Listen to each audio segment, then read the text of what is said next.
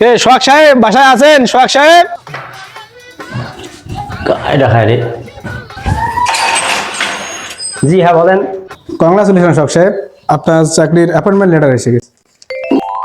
এতদিন পর আল্লাহ আমার মনের স্বপ্নটা পূরণ করছি, ধন্যবাদ তোমাকে। সোহাগ সাহেব আপনাকে আজকেই জয়েন করা লাগবে, যে আজকে জয়েন না করেন তাহলে আপনি চাকরিটা পাবেন না।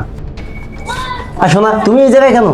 আরে বাবু আর কইও না, আজকে আমার বাড়িতে বিয়ে ঠিক করেছে। তুমি যদি আজকে আমাকে নিয়ে না পালাও তাহলে আমি একদিন বিষ খেয়ে মারা যাবো। তাই নাকি? এই চলো চলো চলো চলো চলো।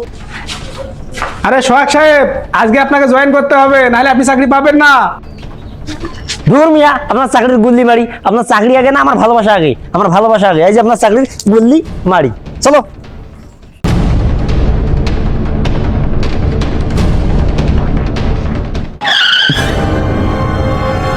আরে আপনি সোহাগী আপা না? জি আমি সোহাগী, কি বলবেন বলেন।